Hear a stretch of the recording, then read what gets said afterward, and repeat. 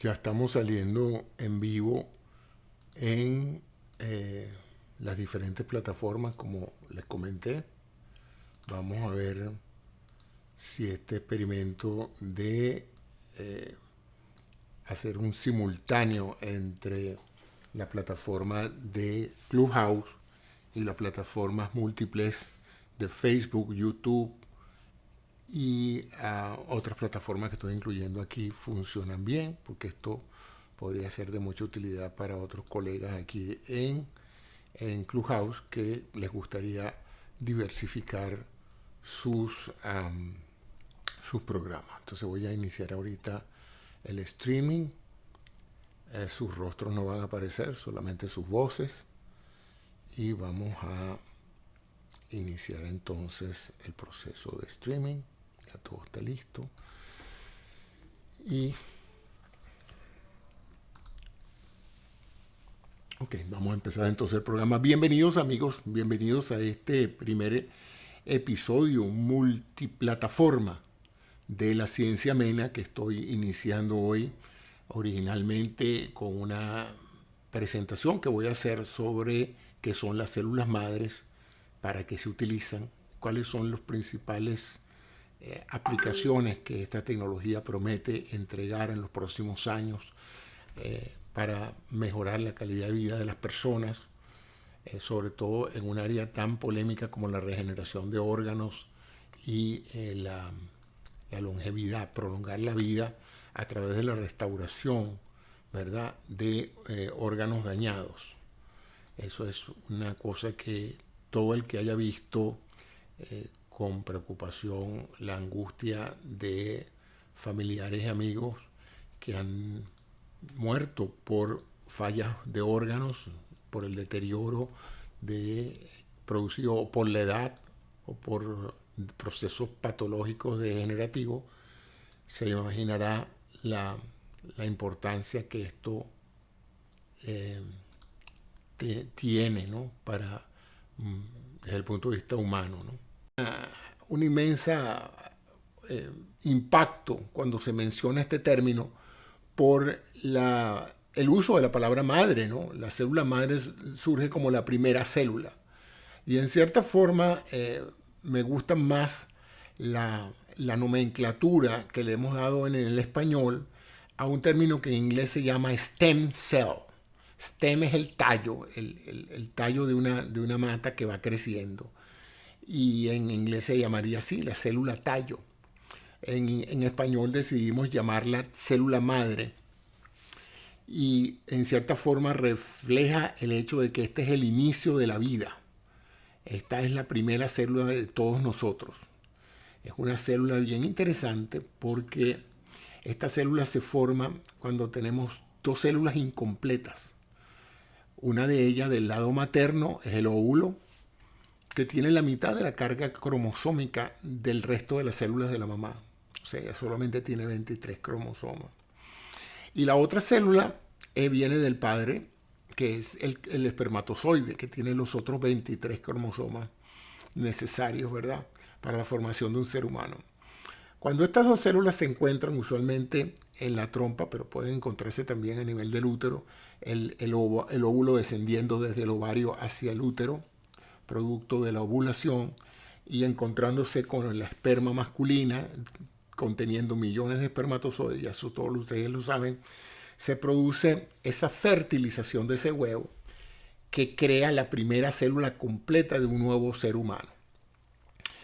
¿Cuáles genes se van a intercambiar ahí? Nadie sabe. Eso es completamente obvio. En otras palabras, hay parte de la genealogía, de los genes de los padres, de los abuelos, de todos nuestros ancestros y de toda la cadena biológica que llevó hasta el ser humano. O sea, ahí están genes que se encuentran también en bacterias, pues. O sea, estamos hablando de que la carga genética de nosotros arrastra toda la evolución de la vida, desde esa célula primogénita en el caldo original oceánico, donde se presume que se creó la vida, hasta el desarrollo de diferentes lineajes, ¿verdad? De diferentes líneas de desarrollo evolutivo, una de las cuales somos nosotros. Entonces, a medida que la vida evolucionó y los organismos se fueron haciendo primero unicelulares, después multicelulares y después cada vez más complejos y desarrollaron sistemas, etcétera, los genes fueron aumentando en complejidad y nosotros entonces tenemos lo que se llama el genoma humano, que es ese conjunto enorme de genes, muchos activos, muchos no inactivos, y que están constantemente pues mutando, es decir, creando nuevos seres con combinaciones únicas de esos billones de combinaciones, trillones de combinaciones posibles de cambios genéticos. Entonces, esa primera célula generada por la mezcla, la fusión del ovario con el espermatozoide, es la primera célula del nuevo ser humano. Como todos saben, la célula se divide en un proceso que se llama mitosis, y esta división da lugar a 2 células y después cada una de esas células se divide y entonces ya son 4 o 8 y es una progresión exponencial. En poco tiempo, en pocas horas, ya se pasa de una célula a 2, a 8, a 16, a 32. O sea, la progresión es enorme. Y cada una de esas células va copiando el código genético único de la primera célula del tallo. Se habla del tallo porque, como en el caso de un árbol, del tallo es que van a salir todas las ramas. ¿Y cuáles son estas ramas? Bueno, estas ramas van a ser las diferencias que, a medida que se divide esa célula en diferentes generaciones celulares, se va a ir produciendo una especialización de cada célula. Es decir, cada una va a ejecutar parte del programa maestro de ese código genético que contiene todas las instrucciones para ser lo que cada uno de nosotros somos. Ahí está todo. Ahí está la estatura, el color de los ojos, la masa muscular, las características óseas, las virtudes y los defectos del nuevo ser humano de base están allí. Luego van a ser modificadas por cambios externos, pero primariamente está codificada ahí. Si usted va a ser alto, si usted va a ser inteligente, si usted va a ser atento o desatento, si usted va a tener alguna enfermedad de origen genético, todo eso se realiza en el momento de la fertilización. De ahí en adelante, cada célula copia el código y ejecuta parte de ese código. Aquellos que saben más o menos de programación, sería así como que si tuviéramos un gran programa y tuviéramos lo que llamamos subrutinas. Una rutina es para multiplicar, otra rutina es para sacar la desviación estándar, otra rutina es para colocar texto detrás de otro texto, y así se van, ¿verdad?, ejecutando diferentes secciones. Y en ese proceso de ejecución de códigos parciales de ese código maestro, las células se van a ir especializando en hueso, en músculo, en corazón, cerebro, van a formar neuronas, van a formar nefromas, digamos células del riñón, va a fundar células hepáticas, etc. En otras palabras, con cada división celular, la célula va a ir adquiriendo características muy especializadas, alejándose de las características originales de esa célula madre. Y esa célula madre se llama pluripotencial o omnipotencial porque ella tiene el potencial de crear cualquier tipo de tejido porque ella tiene todo el récipe. Ella es como un cocinero que se sabe todas las recetas y va teniendo hijos, pero cada uno de estos hijos solo aprende ciertas recetas del padre. Entonces ese padre que era pluripotencial, que podría cocinar cualquier cosa, ahora tiene un hijo que es panadero, otro hijo que es pastelero, otro hijo que se especializa en carnes, otro hijo que se especializa en pasta. Y ya esos hijos especializados carecen de todas las instrucciones originales del padre.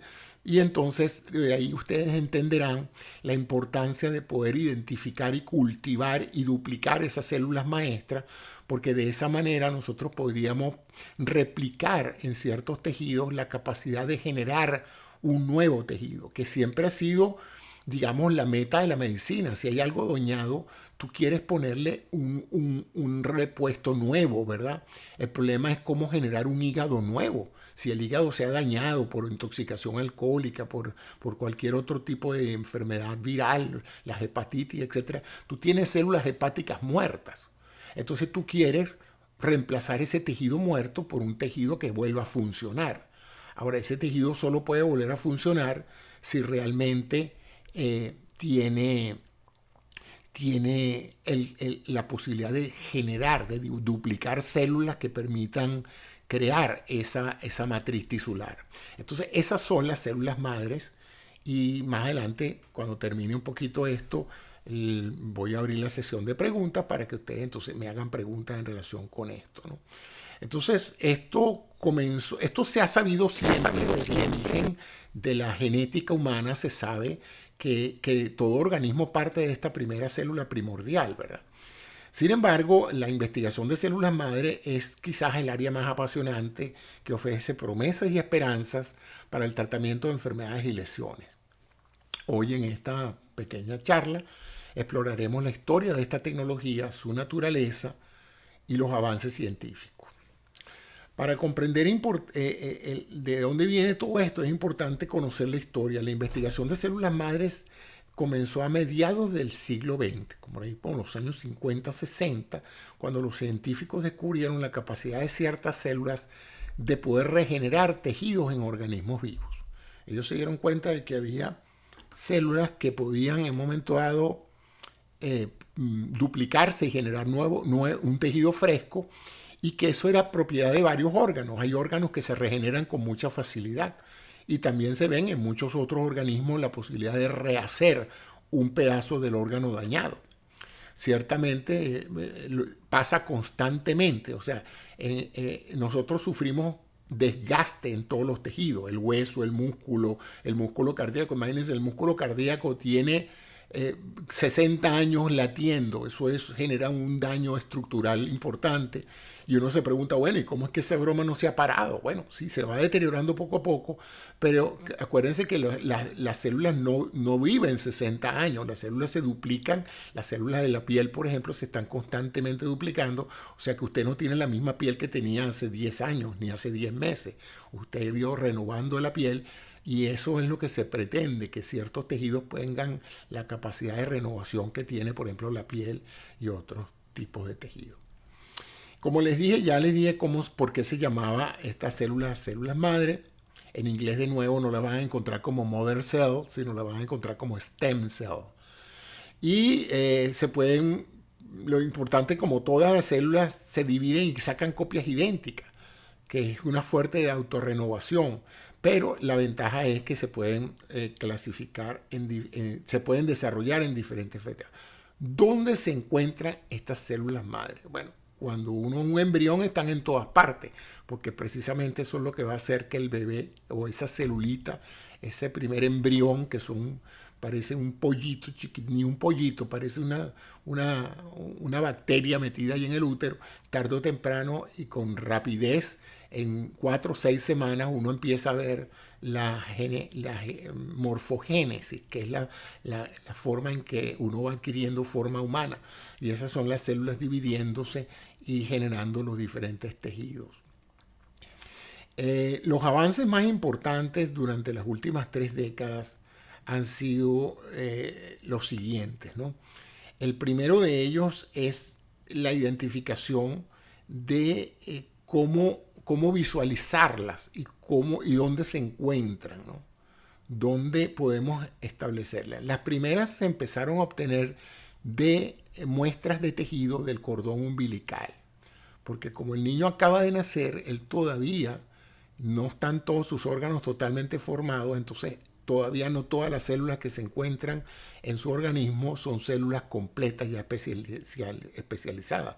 Todavía hay muchas células madres que están precisamente en el proceso de organogénesis, es decir, de maduración. El niño forma todos sus órganos en los 9 meses de gestación, pero en los primeros años de vida maduran esos órganos, ¿no? Entonces, uno de los más importantes avances han sido los últimos 30 años. En el 2006 los científicos lograron una cosa asombrosa, que era convertir células ya maduras, ya especializadas, en células madres pluripotenciales.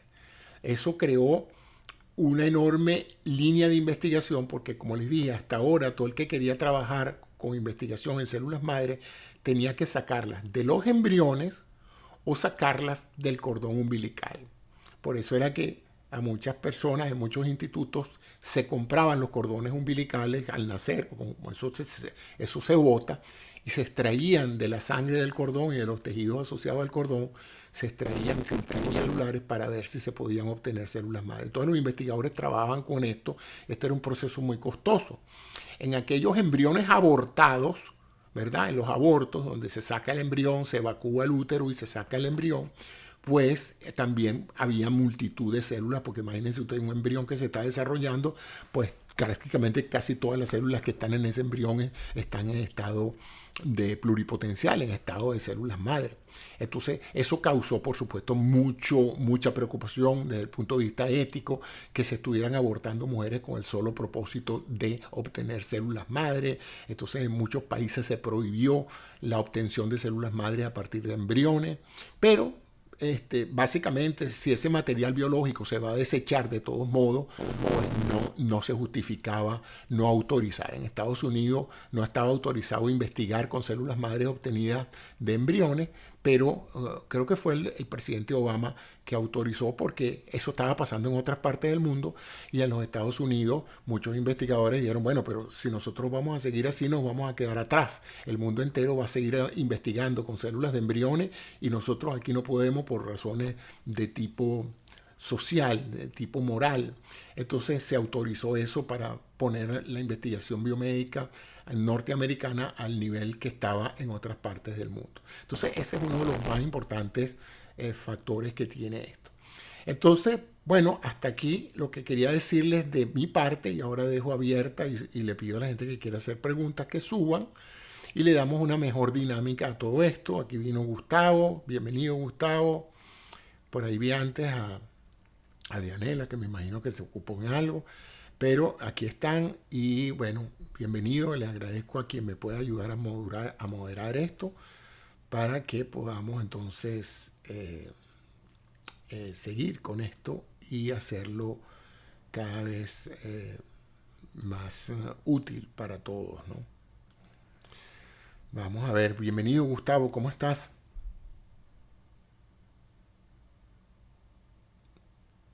Yo no sé por qué, pero yo no escucho a Gustavo, de hecho. Déjame ver qué pasa aquí. Vamos a ver ahora. Si ahora sí lo escucho. Gustavo, ¿estás allí? Ah, se fue Gustavo también. La plataforma ha estado presentando problemas últimamente, ¿no? Y aquí está Gustavo. ¿Me escuchas? Ahora sí lo escucho, Antonio. Un gusto saludarlo. Gracias, Muy buenos Gustavo. días ¿Cómo a todos. están? Bueno, ayúdame a moderar esto y invitar a personas que quieran hacer preguntas sobre temas que consideren que han leído algo sobre células madre, inyectarse células madre. Ven para mi consultorio que te voy a poner células madre en la rodilla, en el cuello, en las arrugas. Te voy a tratar ese acné con células madre. O sea, alrededor de toda esta tecnología, como esto ha tenido un impacto enorme desde el punto de vista de las áreas de desarrollo, y más adelante, después de esta primera sesión de preguntas, les voy a hablar sobre las células madres en cáncer, ¿verdad? En las células madres en trasplante, las células madres en una nueva tecnología para tratar linfomas y problemas hematológicos. Hay una gran cantidad de cosas asociadas a esta tecnología que sería bueno que ustedes escucharan o que preguntaran al respecto. Pero vamos entonces, Gustavo, si tienes alguna pregunta. ¿Cuándo comenzaste tú a escuchar algo sobre células madre? ¿Cuál es tu impresión, así genéricamente, de lo que se dice en la calle de células madre? Bueno, gracias por la oportunidad de acompañarlo un rato, Antonio. Sí tengo varias preguntas, pero contestando la de usted, hubo un boom muy grande acá en los Estados Unidos con respecto a la obtención de células madres por medio de los abortos. Ujú. Eso recuerdo que fue un tema bastante polémico y creo que no se equivoca cuando dice que fue el presidente Obama que autorizó. Pero mi pregunta iba en base a eso. ¿Cuál es la manera más, o es la única manera de obtener células madres cordón umbilical? Y digamos que me imagino que es de la placenta, el líquido amniótico que se obtiene después del aborto. ¿No hay un medio a través de plantas, leche materna, a otra alternativa? Mira, fíjate, lo más interesante fue lo que mencioné ahorita, que no sé si lo escuchaste. Ya se desarrolló le dio un premio Nobel al investigador que lo hizo, la posibilidad de agarrar una célula de fibroblasto del tejido subcutáneo y transformarla en una célula madre. No es exactamente de la misma calidad pluripotencial de una célula embrionaria, pero sirve para efectos de tener todo el conjunto de instrucciones necesarias para regenerar los genes. Entonces hoy tenemos, digamos, tres vías de obtener de una célula madre. Las de mejor calidad desde el punto de vista genético son las de los embriones. Ahí no hay duda al respecto. Y aunque puede ser criticable la idea porque lo que planteaba un grupo de detractores de esto es, se están haciendo abortos para obtener células madres. La comunidad científica diría, los abortos se están haciendo de todas formas y se está tirando a la basura un material de gran valor científico. Entonces tú escoges, porque la prohibición de investigar con células madres no va a evitar los abortos. Los abortos se van a hacer legalmente, se han hecho a través de la historia. Es algo muy complicado de manejar porque es algo que cualquiera puede hacer. Las mismas mujeres se lo hacían antes ellas mismas y precisamente por eso se legalizó en muchos países el aborto, para que las mujeres no se metieran un gancho de ropa en el útero y se destruyeran y se terminaran muertas sangrando, y se prefirió que aquella mujer que quería evacuar su útero pues lo hiciera en condiciones higiénicas. Imagínate, todo ese extremo llegamos. Entonces, bueno, en unos países, porque es que el aborto siempre, la persona que quiere abortar va a abortar. Eso es como la persona que quiere fumar marihuana, o la persona que quiere tomar, o la persona que quiere fumar, va a ser extraordinariamente difícil. Si quiere tomar droga, tarde o temprano encuentra dos cosas: la forma de hacerlo y un mundo de personas que ganan dinero facilitando esto. Entonces, es algo bien complicado. Entonces la industria biomédica dijo, bueno, vamos a hacer una cosa, pues vamos a explicarle a la gente conscientemente los beneficios que podría traer para la humanidad el hecho de investigar más la posibilidad tan importante de regenerar un órgano que se ha dañado. Eso es algo que no se necesita ser biólogo para entender el enorme impacto que significa, por ejemplo, para una persona que ha perdido la mitad del corazón en forma contráctil. La mitad del corazón no se contrae, y que tú le puedas hacer una inyección de células potenciales que se transformen en un músculo cardíaco que vuelva a contraerse. O sea, por favor, o sea, eso es algo sorprendente. O una persona que haya perdido parte del hígado, o que tenga problemas en cualquier órgano, que tú puedas inyectar células que se transforman en ese órgano, eso tiene una trascendencia enorme. Entonces, después se empezaron a darse cuenta que también se podían sacar el cordón umbilical. Todos los días millones de mujeres paren y los cordones se botan a la basura. Eso no se hace nada con eso. Entonces se empezó un proceso de recolección sistemática para extraer células a partir del cordón. Pero con esta investigación ahora nos hemos dado cuenta, a medida que hemos entendido mejor la biología de las células madre, que en todos los tejidos hay células madre. En el cerebro hay células madre del cerebro que pueden en un momento dado transformarse en neuronas nuevas. Y formar tejido neurológico, que siempre se pensó que tú nacías con el número de neuronas que ibas a tener toda la vida, y a partir de que nacías no hacías sino gastar neuronas y perder neuronas hasta que te quedabas sin neuronas y tenías demencia, ¿no? Esa era la concepción que había antes, ¿no? Pero hoy se sabe que no en forma muy rápida ni en forma muy eficiente, pero en cualquier tejido hay células que todavía permanecen con un potencial grande de desarrollar generaciones celulares que reemplacen a las células dañadas. De hecho, se piensa que la longevidad está asociado a eso, pues, que cuando tú ves que una persona llega a los 100 años, ya camina y habla y se expresa y trabaja. El otro día vi yo a Clint Eastwood, tiene 24 años y está haciendo películas a los 94 años, y camina y va y se mete detrás de la cámara, y tú dices, bueno, ¿cómo hace este hombre eso? Bueno, él debe tener algún sistema natural propio de su genética que le permite renovar tejidos. porque sus tejidos, sus órganos tienen 94 años funcionando y de alguna manera lo de él sí han durado y otros no han durado. Y él no ha durado porque le hayan puesto un hígado nuevo, porque le han puesto eso. Pues, la mayoría de la gente que llega a esas edades ha tenido la fortuna genética. Eso sí es una buena fortuna, la genética, ¿no? Mejor que el dinero, porque el dinero no te compra la longevidad, pero la fortuna genética sí te la compra. Imagínate tú lo que... Antonio, pero le tengo una pregunta Sí, justamente en esa base. ¿Los niveles y la utilidad de las células madres es lo que se llamaría el envejecimiento? No. La célula madre, como te dije, la función biológica es hacer a cualquier especie. Todas las especies tienen células madres. Todo, desde cualquier organismo vivo especializado. Para lograr esa especialización, porque las bacterias se dividen y ya está, pero ese proceso de especialización de una célula en generaciones de células que se especializan en determinada función. Esto incluye el mundo vegetal. En el mundo vegetal hay células especializadas. Una mata surge de una semilla, esa es la única célula, pero esa semilla tiene todas las instrucciones para construir el tronco, la fruta, las hojas, todo el sistema de distribución de la clorofila, tiene todos los mecanismos proteicos para generar las reacciones enzimáticas que van a convertir la luz solar en energía. Todo eso está metido en esa semillita que tú siembras. Imagínate tú. Entonces, todas esas son células madres. La gente piensa que las cosas es nada más humana, ¿no? Toda la cadena biológica, todos venimos de una madre. Quizás por eso la parte bonita de decirle célula madre, porque en realidad esa es nuestra madre. Que había un boom que se decía, había la publicidad de que con las células madres se podría disminuir o hacer más lento el proceso de envejecimiento. Por supuesto, esa es una de las líneas de investigación. Esa es una de las líneas de investigación porque evidentemente parte del envejecimiento es el deterioro de los órganos.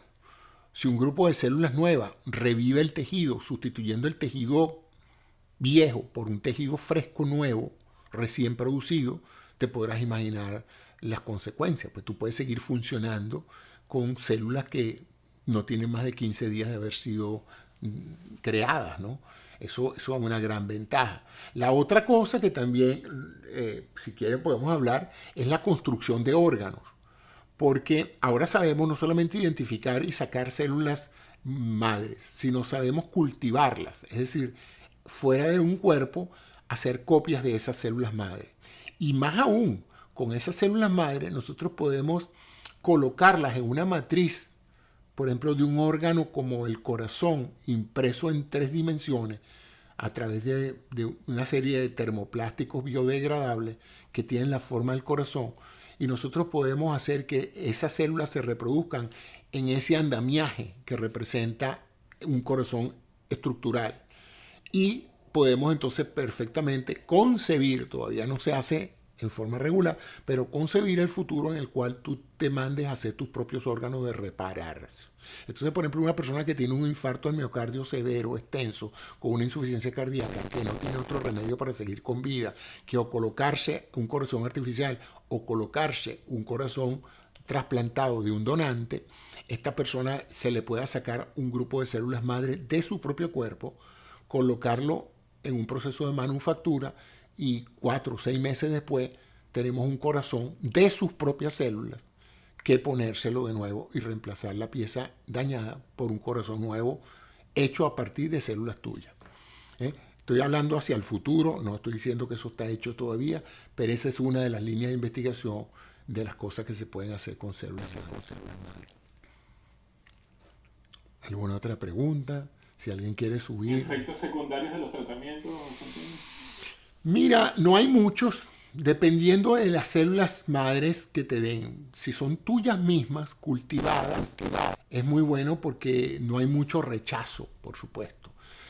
Tampoco hay mucho rechazo a las células, las que tú te colocan que son originadas en tu propio cuerpo, se llaman autólogas, porque tú las produciste, son aquellas células que se obtienen del propio individuo.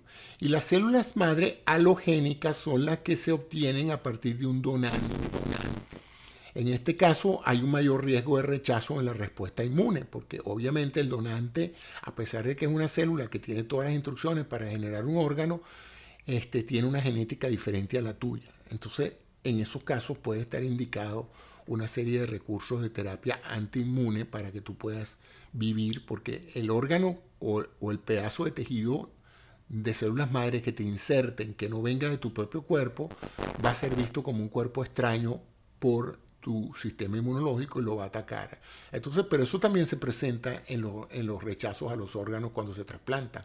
O sea que eso no es nada nuevo para la medicina de trasplante, el manejo de un paciente de por vida. Tienen que tomar inmunosupresores para que no se rechace al tejido que les ha sido trasplantado. Y Anela le pregunta si el plasma es una célula madre. No, el plasma es el componente líquido de la sangre. La sangre es un tejido líquido, a diferencia de un tejido... ¿No sería placenta que quiso decir? No sé, yo creo que como sería... O no sé, Diane, ya nada más, que incluso ya la voy a invitar a que suba. No, yo creo que sé por dónde va Dianela. Y eso es un tema Sí, que iba... plasma. Sí, ya sé por qué. Fíjate, y eso es una de las cosas que más me molesta de la sociedad de consumo, que apenas surgen estas noticias científicas que son reveladoras. Imagínense lo que yo les he dicho ahorita: vivir más años, reemplazar órganos que se te dañan con un órgano nuevo sacado de tu propia célula, reparar daño celular, bueno, de todo. Las aplicaciones podrían ser enormes y tener una importancia enorme en la vida. El problema es que todavía en muchos casos esto es vastamente experimental. Pero hay una cantidad de vivos que dicen: yo voy a aprovechar de pescar en río revuelto. Entonces, desde hace tiempo se está usando una cosa que se llama el plasma enriquecido en plaquetas. Cuando ustedes agarran una muestra de sangre, como les iba diciendo antes de entrar en esta parte, la sangre es un tejido líquido. ¿Qué es un tejido? Un tejido tiene una matriz y unas células. En el caso del tejido graso, hay una matriz fibrosa, proteica, y encima de eso están unas células que se llaman los lipocitos, las células lipídicas, las células de grasa. Entonces, ese es el tejido graso. Y la célula muscular es lo mismo, un conjunto de fibras, y está en la célula muscular. Y la célula hepática igual, un tejido de sostén que se llama sostén o tejido matricial. Imagínense que un tejido es eso, como una tela sobre la cual ustedes van colocando las diferentes células, y se necesitan las dos cosas, pues el sustrato de apoyo y las células encima funcionando e interconectadas. La sangre, su tejido de sostén no existe, es líquido, es agua. Agua con una serie de componentes, hálito, glucosa, todo eso. Y eso lo llamamos en general plasma. Por cierto, en física la palabra plasma tiene otra connotación y es uno de los estados de la materia. Pero eso, por si alguna vez oyen hablar en física atómica o electromagnética de plasma, no tiene nada que ver con este plasma. Este es plasma sanguíneo, así se llama. Y es la base líquida sobre la cual flotan tres tipos de elementos celulares: los glóbulos rojos, los glóbulos blancos y y las plaquetas. Entonces, esos tres elementos orgánicos sólidos flotan en esa matriz líquida que es el plasma. Entonces, desde hace mucho tiempo, la cirugía estética y la cirugía ortopédica se plantearon qué hacer con esas estructuras orgánicas que no funcionan bien por problemas de llenado en el caso de la cirugía cosmética y de lubricación en el caso de la cirugía articular. En otras palabras, necesitamos cambiarle el aceite a una estructura. Pero ¿qué aceite le ponemos? ¿Qué le podemos poner a una articulación que no se mueve bien porque le falta líquido sinovial para poder hacer que haya menos fricción? No le podemos poner aceite de camión ni nada de eso. Entonces, ¿qué le podemos poner que el paciente no rechace? Entonces surgió la idea básica de agarrar la sangre, centrifugarla. Al centrifugar la sangre, los cuerpos pesados, que son los glóbulos rojos, blancos y plaquetas, se van hacia el fondo del vaso, del tubo de ensayo. ¿Y qué queda arriba? la parte líquida, pues, que es la menos pesada. Entonces esa parte líquida la llamamos plasma. Ese plasma le quitamos las células rojas y las blancas y entonces tenemos una cosa que se llama plasma rico en plaquetas. Claro, porque si sacamos los glóbulos rojos y los glóbulos blancos, lo que quedan son las plaquetas. Entonces, básicamente es un líquido del mismo paciente propio de uno, ¿verdad? Porque esa es su sangre, a ti te sacan tu sangre, la centrifugan, le quitan los elementos corpusculares de tipo globular rojo y blanco, se quedan con el plasma y lo que queda es un plasma rico en plaquetas. Y eso lo usaban los cirujanos, o lo usan los cirujanos plásticos, para rellenar cicatrices, para rellenar arrugas, para estirar tejido. Cada vez que tú necesitas crear volumen o crear un tejido de apoyo, metes ese líquido que ocupa espacio y que no es rechazado por el paciente porque el paciente no va a rechazar su propio plasma. Esas son las mismas proteínas de él. Entonces no va a haber, si se hace bien hecho y no se contamina, tampoco hay infección y no hay rechazo. Hasta ahí está todo bien. Y también se había ensayado plasma rico en plaquetas, inyectado en articulaciones, en hombro, en rodilla, etc. ¿Qué pasa? A alguien se le ocurrió decir, no, pero es que ese plasma está rico en células madre. En teoría debería tener células madre, porque ahí sí hay, sí hubo glóbulos rojos y glóbulos blancos y células del sistema sanguíneo, el sistema hematopoyético, debería haber una que otra célula madre flotando en ese líquido plasmático. Pero ciertamente muy pocas para tener un efecto desde el punto de vista terapéutico. Lo que sí tiene es un gran efecto de marketing, ¿no? Porque ahora decirle a alguien, te voy a resolver el problema que tú tienes de la rodilla, inyectándote plasma rico en plaquetas, que es lo que estás inyectando, no suena tan bien como decirte que te voy a cobrar un poco más porque te voy a poner células madre. Entonces empezó la cadena de empezar a decirle a todo el mundo, el doctor tal te pone células madre. Él está tratando tal cosa con células madre. Entonces a todo el mundo le ponían células madre. Tú llegabas con tos y decías, yo tengo un tratamiento muy bueno, célula madre.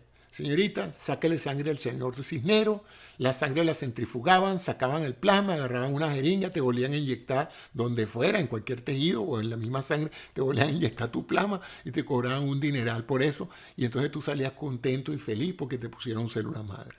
Entonces ha habido muchísima especulación con esto. Y aquí copié algo que decía así, el plasma rico en plaquetas o PRP no es una fuente común de células madre. Es un producto sanguíneo derivado de la propia sangre del individuo obtenido mediante la centrifugación de la sangre. Entonces, cada vez que ustedes vean a alguien y dicen, oh, tú sabes que fui a tal parte y me pusieron unas células madre, a ese señor lo embaucaron. Porque las células madre, para trabajar con células madre se necesita tener un muy buen laboratorio, muy buenas prácticas de mantenimiento celular, porque eso se deteriora muy rápidamente. Y tiene que ser gente investigadora o protocolos de investigación que trabajen con eso. Son extremadamente costosas, así es que la idea de que tú vas a un consultorio y te cobran $1,000 y te ponen células madre, no te pusieron células madre, te pusieron otra cosa. Y lo más probable es que te pongan eso de plasma rico en plaquetas. Creo que por eso fue que Dianela preguntó lo del plasma, porque sí, uno de los mayores errores de concepción es la sensación de que cualquier persona con una jeringa te puede poner células madre. José Antonio, por allí indicaba Maite que ella se colocó células madres en el tobillo, le hicieron 3 aplicaciones y para evitar el quirófano. Y en su experiencia le fue bien. De todas maneras, quien quiera subir para formular cualquier pregunta, siéntase libre. Hola Maru. Hola Maru, ¿cómo estás? Hola, buenos días, ¿cómo están? Por eso subí, ¿cómo llamar? Bien. Porque sí he tenido muchísimo contacto con lo del PRP. Maru, el audio se te está perdiendo un poco, Maru. Yo la ¿Y oigo ahora? perfecto. Ok. Ahora sí, ahora sí. Bueno, que yo subí precisamente por eso, porque sí he estado bastante en contacto con el PRP, porque yo tengo una familiar que lo hace. Ajá. Yo no me lo hice, yo no me lo hice, pero sí mi cuñado se lo hizo. Y él tenía 10 años con un dolor exageradamente grande en las rodillas, por tanto hacer ejercicio. Entonces, la verdad es que lo que le hicieron fue el PRP, que es el plasma rico en plaquetas, como usted bien dijo, que separan el plasma, separan todo y le inyectan otra vez su mismo producto. Pero las personas que saben hacer eso, por supuesto que cobran un dineral, y más en Miami, ¿no? Aquí que se le regeneró Maite, que se le regeneró el tobillo para no operarse. Yo no lo recomendaría para evitar una operación, pero sí investiguen, averigüen y no lo hagan en cualquier parte, porque si lo hacen en consultorio, incluso aquí en Miami hay uno allá abajo en Kendall, que colocan PRP y es un consultorio con un doctor, un traumatólogo venezolano. Y yo fui allá con esta amiga y fuimos porque a una persona se lo estaban poniendo y yo lo fui a acompañar. Y le pusieron el PRP en la rodilla. A mí me da mucha impresión porque a mí no me gustan ver las agujas. No les tengo miedo. Yo me he inyectado cualquier cosa de inyecciones pues en mi vida, pero yo no le tengo miedo a las agujas, pero me da mucha impresión eso porque, no sé, me da impresión y no lo quise ver. Pero las mujeres, para que sepan, algunas, yo no lo hago ni creo que lo haría, las mujeres se hacen el plasma rico plaquetas en la cara, que es el PRP, que te inyectan puntico, puntico, puntico y eso te hace que quedes más joven. Yo no lo voy a hacer, pero bueno, está ahí para los que lo quieran hacer. Eso es lo que quería comentar, gracias. Gracias. Sí, no, el PRP se usa, funciona, pero no son células madre. Lo que te están dando es eso.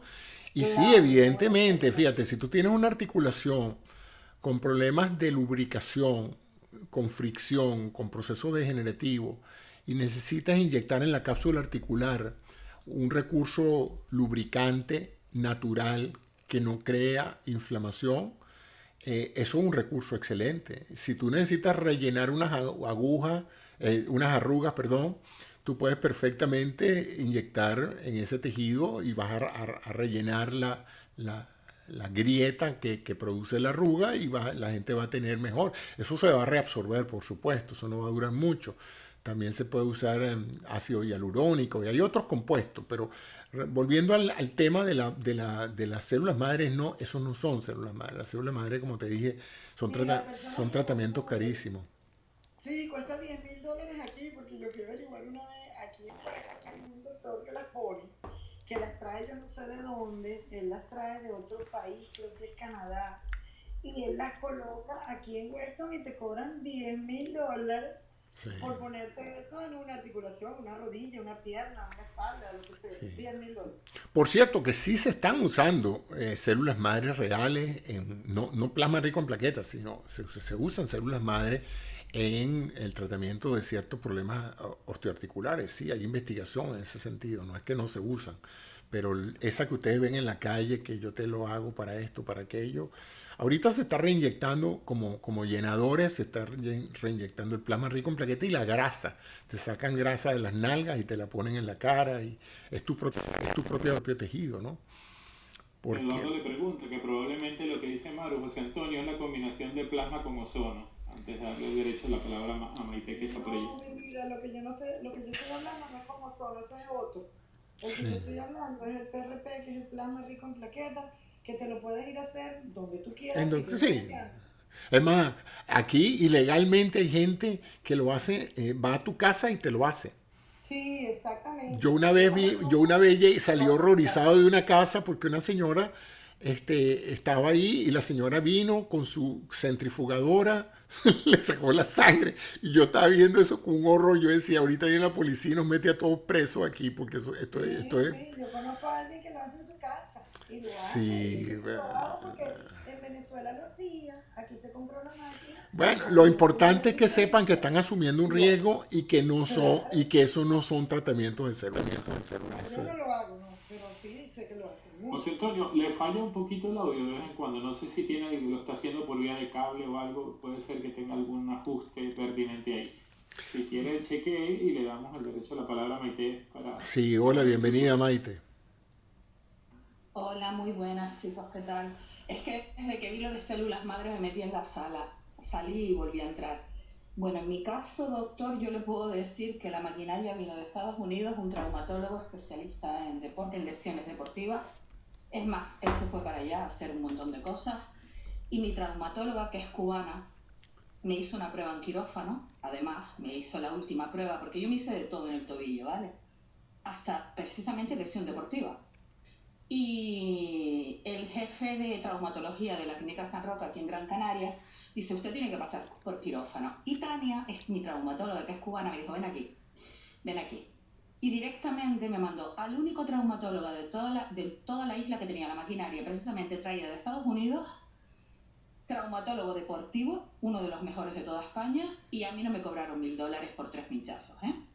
Yo recuperé todo mi tobillo, no pasé por quirófano, desde luego, tuve que soltar mucha plata para 3 pinchazos. Ahora, yo recuperé por completo mi tobillo y obviamente evité el quirófano, porque Tania me decía, Maite, eres muy joven para pasar por quirófano, porque mi ligamento no estaba bien.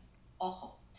Ahora, no cuesta $1.000, como dice el doctor Cisneros. Yo creo que ni en Europa ni en Estados Unidos. A mí me costó mucha plata. Ahora, yo recuperé todo mi tobillo y evité el quirófano. Y yo desde luego, células madre para este tipo de lesiones, y sobre todo las deportivas, en muchos momentos, yo por mi experiencia sí las recomiendo. Ahora, ponte en manos de buenos profesionales. No te pongas a que te vayas con la maquinita a centrifugar a casa.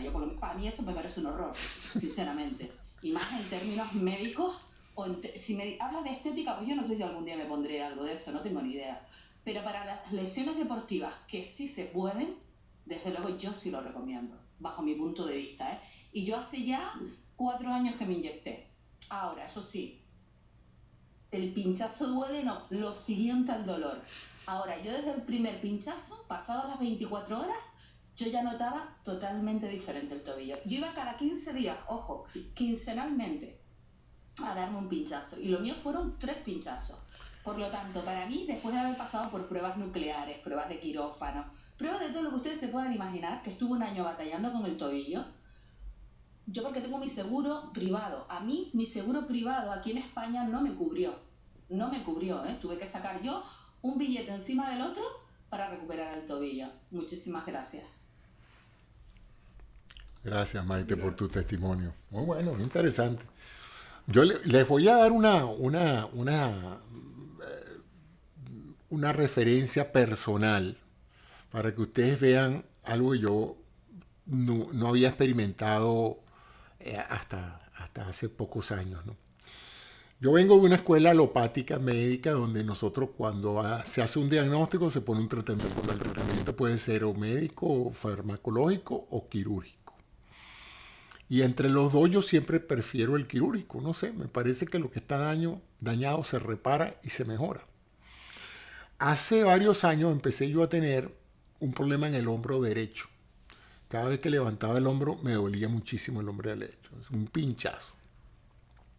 Eso se llama un proceso de deterioro de un ligamento ahí que se llama el manguito rotador. A lo mejor lo habrán oído nombrar porque es muy famoso. Mucha gente tiene problemas del fulano manguito rotador.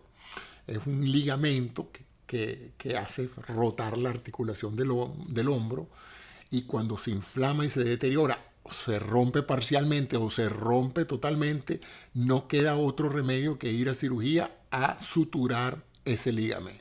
¿Está claro? Bueno. Entonces, cuando yo me empecé a tener problemas que ya no podía ni mover el hombro, para que ustedes vean cómo funciona la naturaleza de uno y la enseñanza que me dijo esta experiencia personal. Dije, me fui al médico, el médico no me tocó. Fue la primera rabia que me dio porque yo vengo de una generación de miran a sus pacientes. Lo primero que uno hace es quítese la ropa que lo voy a examinar. O sea, esa idea de que yo puedo ver a alguien y saber qué tiene sin tocarlo me parece el rechazo a la medicina más clásica, ¿no? Pero no me tocó y simplemente me mandó una resonancia magnética. Me voy y me hago mi resonancia magnética. Yo la veo, pero yo no soy un experto en resonancia magnética de hombro. El médico dijo que estaba roto el mango rotador. Y bueno, yo respeto la opinión de un radiólogo competente que dice que si está roto el mango rotador, y yo tenía eso inflado, eso era un dolor enorme, hinchado, parecía un jugador de fútbol americano, rojo, eso era punta de Bengay y Voltaren todo el tiempo echándome en ese hombro, porque era que no me aguantaba el dolor. Y entonces yo decía, bueno, nada, tengo que operarme. Pues una operación que es traumática porque hay que abrir la articulación, agarrar el ligamento, pegarle 4 puntos de sutura fuerte y nada, y eso duele, pues. Y no en todos los casos queda uno perfecto, sino que a veces quedan daños residuales porque la cirugía ortopédica es así, pues. Se trata de reparar, pero no todo el mundo queda al 100% bien. La mayoría quedan bien, pero siempre hay un porcentaje de que tú, después de cirugía ortopédica, quedes con dolor, pues. Y los que han pasado por eso saben que es verdad. Que si fuiste a cirugía para quitarte el dolor, vas a cirugía, te operan, te quitan y sigues con dolor. No tanto, pero bueno. Total que ya yo me veo, ya me habían puesto, bueno, al recibir el doctor el informe de la resonancia, me dijo, usted va para cirugía el próximo martes a las 4 de la tarde. Y yo digo, bueno, chico, como yo tuve una vez un accidente que casi me cuesta la vida por una mala decisión de no buscar una segunda opinión, yo dije, yo voy a buscar a un segundo médico, porque para que no me pase lo de la otra vez, ¿no? De que me fui nada más que con la primera impresión que tuve. Pedí una cita y me llamó la atención porque este primer médico que me vio, este cirujano, era un tipo joven, de esos tipos, tú sabes, buen mozo, así, de lo más atractivo, esos tipos pilas, ¿no? Esta nueva generación de médicos. Pero este médico que me vio era un médico de mayor edad. Entonces me ve, me toca, me examina, me dice, le duele aquí, le duele así, le duele aquí. Entonces, yo no le dije que la resonancia había reportado que yo tenía el manguito rotador roto. Y me dice, levanta el brazo. Levanto yo mi brazo. ¿Hasta qué punto puede levantarlo? ¿Puede hacerlo de esta manera? Sí. Moví el brazo en varias partes y me dice, le digo yo, usted no tiene el mango rotador roto. Eso se puede manejar con fisioterapia. Le digo yo, doctor, es que tengo una resonancia magnética que concluyentemente reporta que el mango rotador está roto. Me dice, no, si usted estuviera roto no pudiera levantar ese brazo así. Eso no está roto, eso es lo que está inflamado. Me mandó a hacer fisioterapia y adivinen qué. 4 o 6 semanas después, con antiinflamatorio y terapia fría y caliente, mi hombro estaba perfecto. Y eso fue hace como 5 años y miren cómo yo muevo el hombro. No tengo ningún problema con mi hombro. O sea, yo me salvé de una cirugía por no actuar en el momento inflamatorio del proceso. Cuando uno tiene el proceso inflamatorio, los síntomas son tan preocupantes que uno no le ve otra salida que la opción quirúrgica. Pero yo les sugiero a todos ustedes que cuando tengan algún problema que sea de inmediata cirugía, a menos que sea una cosa de vida o muerte, ustedes se tomen la molestia de buscar una segunda impresión y de dejar la cirugía como un último recurso y no como el primero. Porque, fíjense, yo me ahorré esa operación. 2 años después me pasa lo mismo con la rodilla. Y me dice lo mismo, tiene que operarse la rodilla. Digo yo, no, esta vez no me voy a operar la rodilla, no voy a ir ni siquiera a que sea otro médico, me voy a poner yo mismo una rodillera, voy a esperar una semana, me voy a poner un tratamiento antiinflamatorio, voy a disminuir la actividad mecánica sobre la rodilla, se me pasó el proceso inflamatorio agudo, yo no he vuelto a sufrir de la rodilla. Después me volvió, pero con el tobillo. Me diagnosticaron que yo tenía una ruptura del tendón de Aquiles, que había que operar el tendón de Aquiles. Le pregunto al cirujano, mire, ¿y cuánto tiempo? Bueno, nada, usted puede pasar 3-4 meses con el pie levantado, rodando en una patineta, porque si apoya el pie se puede romper el ligamento de nuevo que acabamos de suturar y eso sería terrible. Total que dije, no, yo me voy. Entonces voy a hacer otro médico y me dice, yo te quito ese dolor ya. Tú tienes una fascitis plantar, tú no tienes ninguna ruptura del ligamento de Aquiles. Te voy a resolver ese problema con $15. Le digo yo, no puede ser. Me dice, sí. Me dice, ese es el valor de unas plantillas para los zapatos. Le dio una plantilla. ¡Una plantilla! Le digo yo, no, yo no puedo creer que tú me vayas a quitar este dolor. Créame que yo no podía apoyar el pie. Me dice, ponte la plantilla. Si con toda la plantilla y todo no mejora, bueno, veremos qué hagamos. Pero te garantizo que te quito el dolor con la plantilla. Yo no lo podía creer. Yo soy médico, todos los títulos, lo que tú quieras. Yo no podía creer que una plantilla de $15 me fuera a quitar la plantilla. Me lo puse, señores, más nunca he tenido problemas con el tendón de Aquiles, pasó el proceso inflamatorio, ya no uso las plantillas y tampoco me duele. O sea, en otras palabras, el cuerpo tiene una serie de mecanismos propios de reparación a los cuales hay que darle chance antes de irse a un pabellón.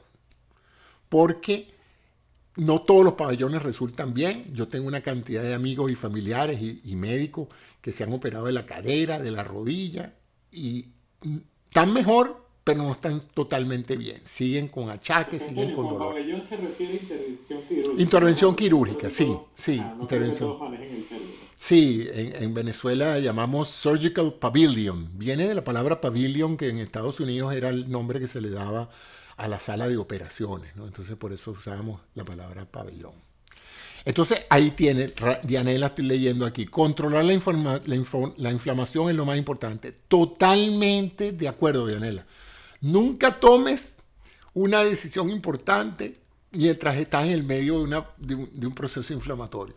En inglés hay una frase muy buena que se aplica a la guerra. Dice, nunca tomes una decisión importante cuando las balas están sonando sobre tu cabeza, ¿no?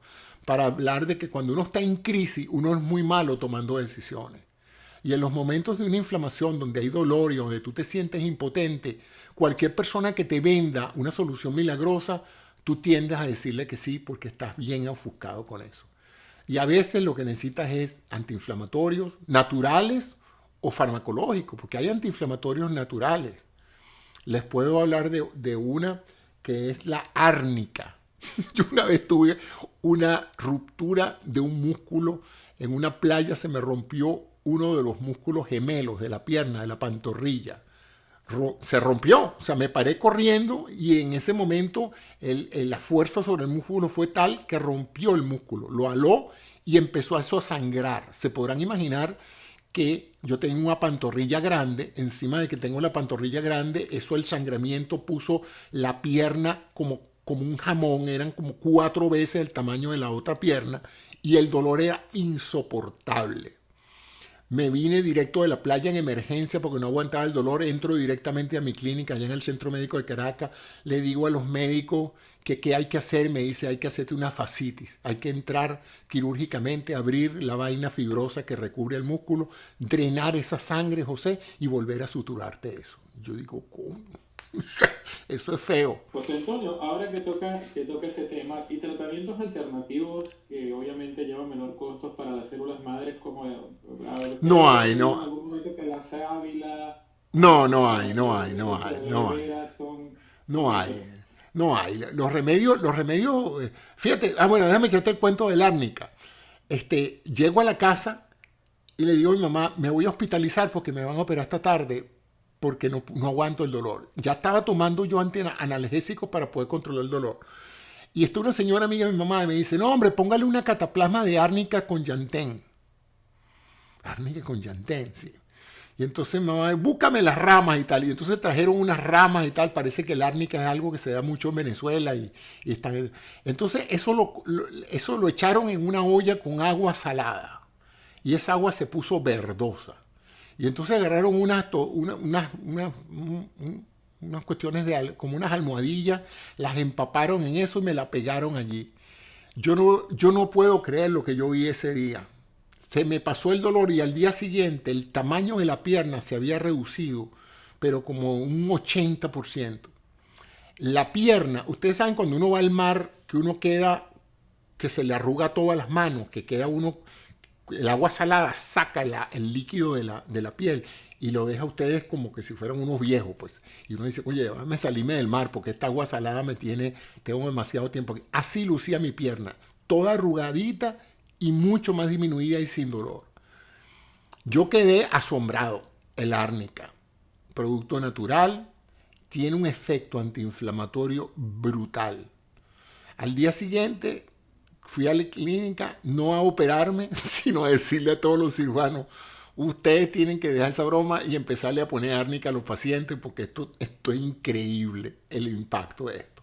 Ahora la venden en gel y tal, pero la mejor es la natural.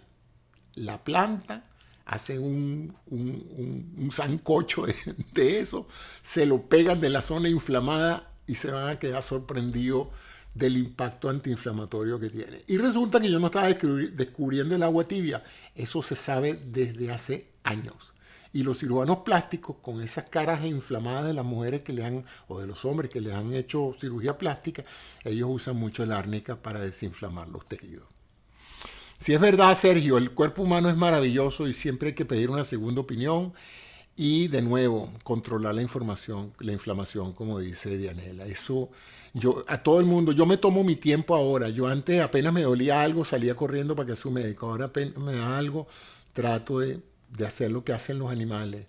Guardar reposo, tomar algún tipo de antiinflamatorio natural o farmacológico y darle tiempo al tiempo. A veces lo que hay es que aguantar dolorcito 3, 4, 5 días y la cosa se mejora sola y se va y listo. José Antonio, ante tantas personas que ofrecen tratamientos, como comentó Maru, que hay muchas personas que ofrecen tratamientos de células madres, pero no lo son realmente, ¿cómo lo pueden identificar? Bueno, si te lo ofrece cualquiera, lo más probable es que sea fraudulento porque, como te dije, eso lo manejan los investigadores, los centros clínicos, usualmente son protocolos de investigación. La razón es muy sencilla, es costosísimo producir las células madres. Es costoso pedirle a un laboratorio que te mande un cultivo de células madres para tú inyectarlos. Entonces no es algo así que cualquiera pueda hacer en su consultorio. Entonces, si tú ves que es una operación donde el doctor tal trajo unas células de Colombia o de Brasil, células madres, eso es pura paja, porque sencillamente eso no es algo así que tú puedes llevar en un frasquito, un grupo de células madres. Primero que, en teoría, el mejor tratamiento es células autólogas, como te dije, células sacadas de ti mismo. Entonces esas células tienen que sacártelas y cultivarlas. Eso toma tiempo. Porque a ti te van a sacar, ¿qué te digo yo? Vamos a poner 100.000 células. Eso no es suficiente para el tratamiento. Tú necesitas 5 o 10 veces esa cantidad. Y tú dices, bueno, ¿y cómo hago yo para multiplicar 100.000 células en 5 millones de células? Bueno, tienes que cultivarlas. Tienes que meterlas en un caldo de cultivo donde ellas se dupliquen y luego no sé, yo no soy especialista en ese tipo de biociencia, pero me imagino que eso debe tardar varias semanas o hasta un mes para lograr reprogramar esas células y aumentar su cantidad, cosa que cuando te las apliquen hagan un efecto neto importante. O sea que ese cuento de que tú vas al consultorio y un doctor saca un frasquito y te está poniendo células madre, eso es pura paja, eso no es células madre. No sé qué te está poniendo, pero células madres no son. Las células madres... Mire, una célula es una cosa bien frágil. Las células madres todas, cualquier célula, tiene que estar en un ambiente de temperatura, de pH adecuado. Eso no es una cosa que se puede guardar en cualquier parte, ¿entienden?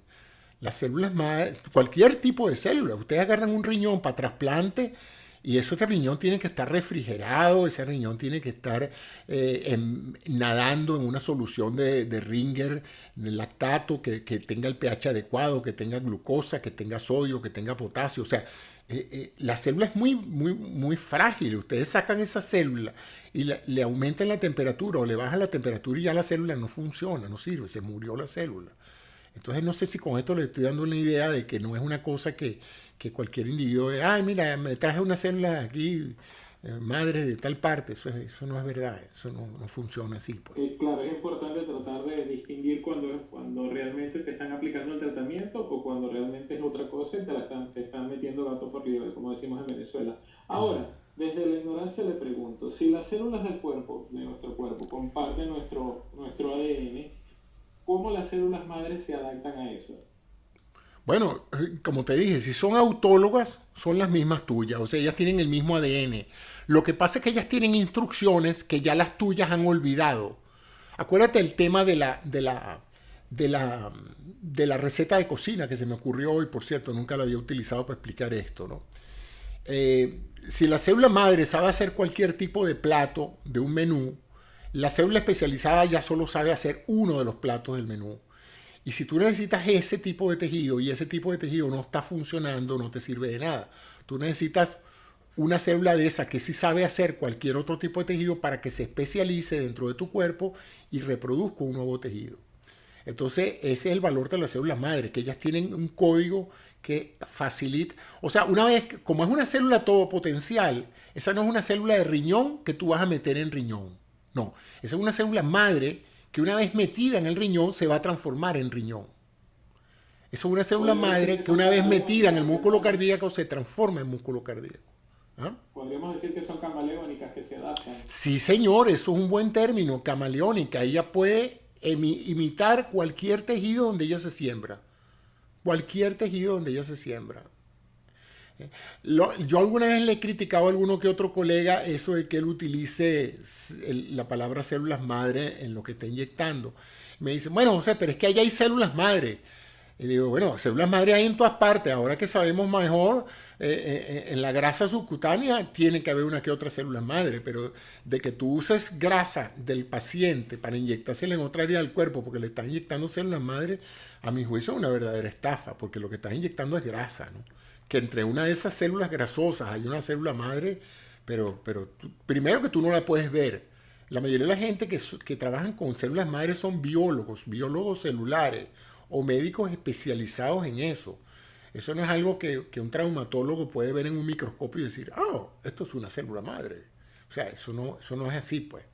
Entonces, por eso te digo que el mercadeo del término célula madre se ha transformado en una excelente forma de hacer muchísimo dinero. Bueno, ahorita hay pastillas de células madres en Amazon. Que yo nunca he visto cómo te puedes meter una célula madre en una cápsula y mandártela por correo para que tú te las tomes en tu casa. Y tú dices, ¿sabes que estoy en una terapia de células madre así? ¿Y dónde la conseguiste? No, la pedí por Amazon, me llegaron allí. Y yo, coño, esto es una revolución. Deberían decirle eso a los científicos que pagan millones de dólares por células madre que la pueden comprar más baratas en Amazon, ¿no? No sé, me parece que por eso te digo, mira, en esto del mundo de la biomedicina hay mucha falacia y muchas cosas que no son verdad, pues. Pero bueno, cada quien trata de ganarse la vida como puede. Otra pregunta que le tengo por acá, José Antonio. ¿El uso de las células madres en las enfermedades de tipo crónico? Bueno, como te dije, pueden ser usadas en cualquier tipo de patología donde un tejido tiene que ser regenerado. Y eso me lleva a uno de los mayores problemas de la humanidad en este momento, que es el cáncer, ¿verdad?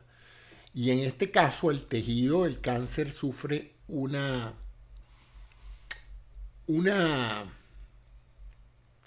El cáncer en sí mismo es el retorno de una célula especializada en una célula, eso se llama... Bueno, ella vuelve a hacerse primitiva. Es más, los tumores más malignos son los tumores donde la célula es más primitiva que especializada. Cuando un tumor hepático, ustedes ven las células cancerosas del hepatocarcinoma, la célula hepática es una célula glandular. Y cuando ustedes ven el hepatocarcinoma, ya él ha perdido todas las características de una célula glandular. Y es una glándula que tiene un solo trabajo, que es duplicarse para formar tumor. Entonces eso es lo que es una célula cancerosa, una célula indiferenciada. Si el proceso normal de desarrollo de los órganos es que tú pasas de una célula madre a una célula indiferenciada, a una célula diferenciada, el cáncer es el proceso contrario. Ella pierde las instrucciones de por qué ella tenía que funcionar normalmente y se indiferencia, o sea, ya ella ahora no funciona, ya lo único que hace es reproducirse. En un libro fantástico que les recomiendo a todas aquellas personas que quieran saber más del cáncer, se llama El Emperador de Todos los Males, incluso hay un documental si no les gusta leer el libro. Y hay una parte que me impresionó mucho, porque dice, toda célula tiene el potencial de dividirse indefinidamente. Lo que pasa es que en el código genético están las instrucciones para que eso tenga un límite, cosa de que la célula sepa cuándo no dividirse más y empezar a funcionar. Bueno, a la célula cancerosa se le olvidó ese límite. Y la célula cancerosa... Podemos decir que se dividen sin control. Sin control. La célula cancerosa es una célula que no tiene otro propósito que reproducirse infinitamente. Mientras ella tenga nutrientes, ella se está dividiendo y haciendo tumor. y destruye los tejidos vecinos, porque mientras los vecinos están funcionando, ella no está funcionando, ella no está filtrando en el riñón o no está produciendo bilis en el hígado, ella está reproduciéndose. Entonces, eso hace que la célula cancerosa atrape todos los recursos nutritivos y energéticos de las células vecinas para malutilizarlos en solamente el proceso de dividirse sin piedad. Entonces es una célula que quiere vivir eternamente. Eventualmente muere porque mata tanto los tejidos que el mismo cáncer se necrosa y muere, pero ya se murió el paciente, pues. Pero si no fuera así, la célula cancerosa es una célula que quiere vivir eternamente. Y de hecho, cuando tú sacas una célula cancerosa y la metes en un cultivo celular y le das suficientes nutrientes, ahí tienes una célula que pareciera inmortal. Le pone Eduardo mutaciones aceptables versus las no aceptables. Correcto. Las aceptables son las que mejoran la calidad de vida o mejoran la supervivencia, y las no aceptables las que son incompatibles con la vida. Y esas son aleatorias. Cada vez que la célula se divide, ella va a tener mutaciones aceptables que la van a hacer más fuerte, más estable, más funcional, y inaceptables que la van a hacer o incompatible con la vida y muere, o en el caso de la mutación del cáncer, las hace inmortales. Entonces la mutación le quita la funcionalidad, pero le da la capacidad reproductiva exagerada. Entonces se divide y se divide y se divide. Y por supuesto, en ese proceso de división, como dije, se traga todos los recursos de los vecinos. Imagínense ustedes que ustedes tuvieran una urbanización y cada casa tiene un vecino que tiene una función. Uno es zapatero, el otro es plomero. Cada uno tiene una función dentro de esa urbanización, y así funciona toda la comunidad en forma armónica. Pero se muda un vecino que no tiene ninguna función, él no sabe hacer nada, pero él se lleva todo el agua de la urbanización, toda la electricidad de la urbanización, todo el gas de la urbanización, y como él no hace sino tener más y más y más muchachitos, cada vez la casa de él se expande y llega un momento que no cabe la familia de él porque no hace otra cosa que reproducirse, y entonces se coge los terrenos de los vecinos y así va creciendo, y llega un momento que se transforma en un cáncer en esa comunidad, ¿verdad? Y entonces la comunidad deja de funcionar porque hay un vecino que se está tragando los recursos de la urbanización y se está tragando el territorio de la urbanización y está matando a todos los otros vecinos que tienen funciones específicas, hasta que toda la urbanización deja de funcionar porque hay un solo vecino que creció geográficamente y es indiferenciado. Cuando tú preguntas, ¿pero qué es lo que hace ese vecino? Él no hace nada sino dividirse y ganar terreno. Eso es todo lo que él hace. Eso va relacionado con la metástasis. Ah, bueno, la metástasis es un excelente ejemplo para acá. Ese vecino manda un mensajero a otra urbanización y entonces coloniza en otra urbanización el mismo fenómeno. Entonces, si tú tenías un barrio donde ya un tumor había transformado la urbanización en un desastre, en un colapso, porque ese tejido tumoral estaba comiéndose al tejido, a los vecinos normales que tenían funciones específicas, ahora uno de ellos agarró el carro, se fue a otra urbanización, metastizó en la urbanización, se mudó con algunas de las células de la primera y está haciendo lo mismo en ese otro sitio. Entonces, si tú extiendes esa metáfora de que un órgano es una urbanización, cuando tú agarras múltiples órganos, agarras una ciudad. Entonces ahora es la ciudad la que muere, porque sus múltiples urbanizaciones están colonizadas por vecinos tumorales. Pues. Así lo veo yo. Puesto así en términos sencillos, como dice el tema de la sala, la ciencia amena. Estoy tratando de hacerle ameno y figurativo algo que, si me pongo a hablar en términos científicos, a lo mejor la gente le cuesta entender el concepto de metástasis, pero es eso, pues la siembra a distancia. Tú mandas un mensajero con todas las instrucciones de reproducir algo en otra parte para causar el mismo daño que causó en el tumor primario. Y todo producto de una mutación. Y todas las células que son copias de esa célula cancerosa son igualmente mutantes. La célula cancerosa es asombrosamente útil. Es más, se piensa que si nosotros logramos entender ese mecanismo que hace a la célula cancerosa inmortal, nosotros podemos transferir esos genes a cualquier tejido y hacer los tejidos todos inmortales. tejidos que funcionen, pero que no se mueran nunca. Entonces ustedes tendrían la piel de cuando tenían 30 años, el riñón de cuando tenían 30 años, y te dicen, pero yo tengo 100 años. Sí, pero es que tu riñón sigue tan nuevo como al principio, porque las células se siguen reproduciendo, siguen generando un nuevo tejido renal, no hay mayor deterioro, y todavía siguen funcionando como riñón. Ese es más o menos el futuro de lo que viene. Excelente explicación, José Antonio. Eso es Bueno. importante que se pueda llevar a términos que todos podamos entender. Y dicho esto, creo que entonces, antes de pasar a la parte del uso de las células, la implicación de las células madres en el cáncer, no sé si hay otra rama que tenga más relevancia previa. Ya te digo, hay muchísimas líneas de investigación, la línea de trasplantes de órganos, la de hacer órganos artificiales. Ya es increíble, las terapias de cáncer. ¿Ah? Con respecto a la clonación, hubo un tiempo también que se habló mucho de... Bueno, es que la clonación se hace con células madre.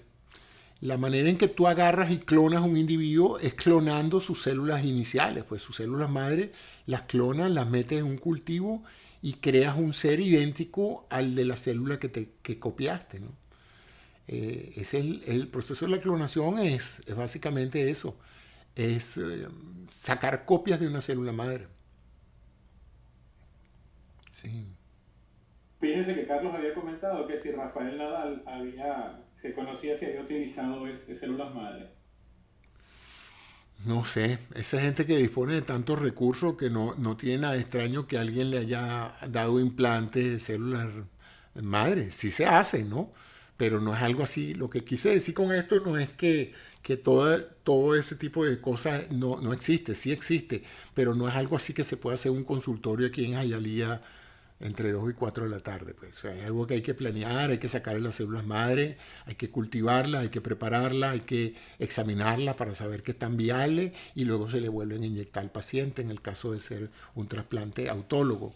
Si el paciente no tiene células madre suficientes, pues se puede usar un familiar cercano, alguien que tenga una composición genética parecida, sacar las células madres desde allí, cultivarlas, hacer que suban en número y luego inyectarlas en el órgano en que tú esperes que se produzca el proceso de especialización.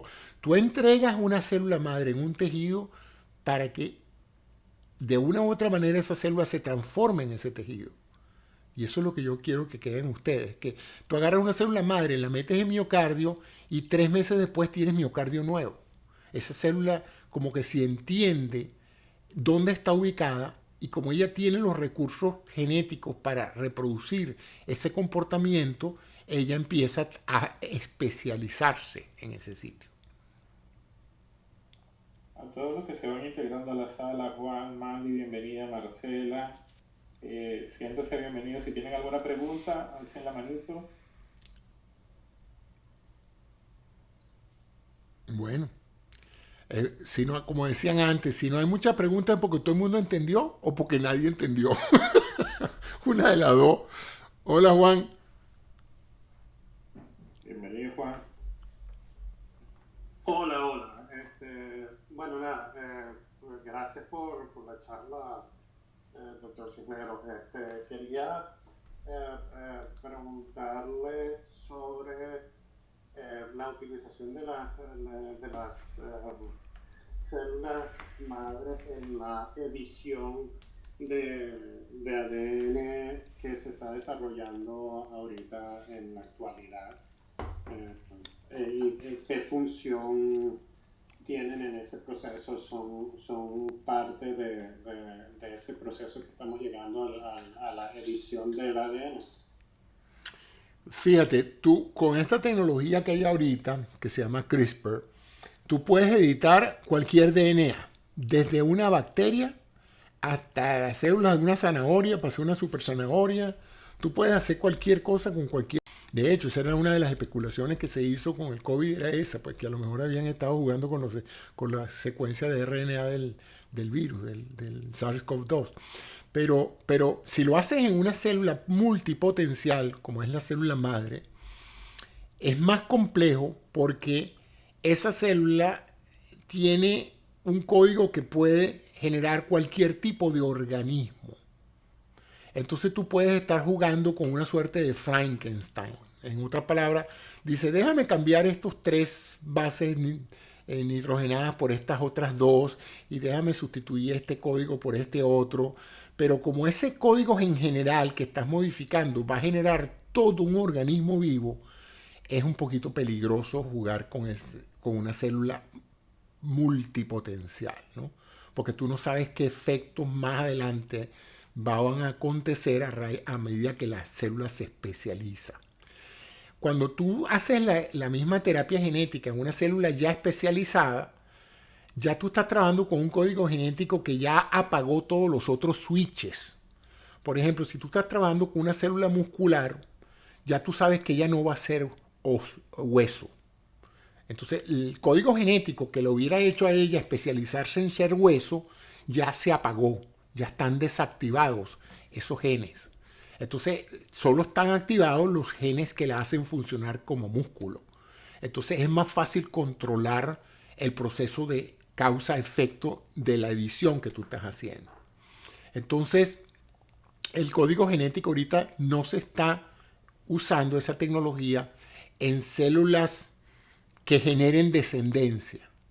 Es decir, se está usando básicamente como modificación de células ya existentes en correcciones genéticas para que la persona se cure de un problema. Por ejemplo, yo he visto que se está usando en la anemia de células falciformes, que es una anemia producida por una alteración del cuerpo del glóbulo rojo que hace que este se vuelva frágil y se produzca una ruptura del glóbulo y produzca toda la sintomatología que tiene que ver con eso. Se sabe que eso es un defecto genético.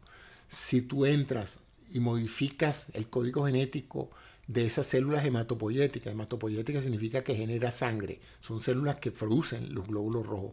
Si tú cambias ese código genético, reparas ese problema estructural y empiezas, en vez de hacer glóbulos rojos defectuosos, empiezas a hacer glóbulos rojos sin el defecto.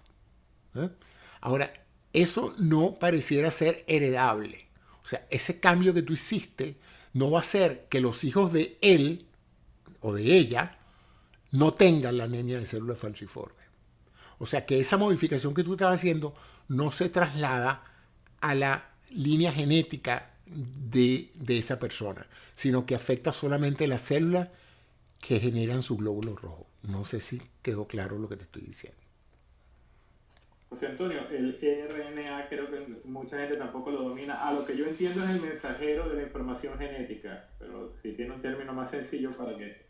Bueno, sí, el RNA, el ADN es una doble hélice, el RNA es una sola hélice. Imagínate que el ADN es una doble molécula en espiral pegada una con la otra y el RNA es una sola. ¿Okay? Entonces ella, a diferencia del DNA que se encuentra mayoritariamente en el núcleo de la célula, aunque también se puede encontrar un poquito en la mitocondria, que es lo que se llama el DNA materno, él necesita mandar esas secuencias de instrucciones al resto de la célula para producir las proteínas que se producen en el citoplasma. Y ella entonces necesita a alguien que copie el código y lo traslade del núcleo al citoplasma. Y eso se llama el RNA mensajero. Y hay otros tipos de RNA que en un momento dado son como segmentos de copia del código maestro. Entonces, imagínate tú, volviendo a la metáfora del código genético como un récipe para tener todos los platos que pueden haber en la cocina, que tú necesites la receta del soufflé.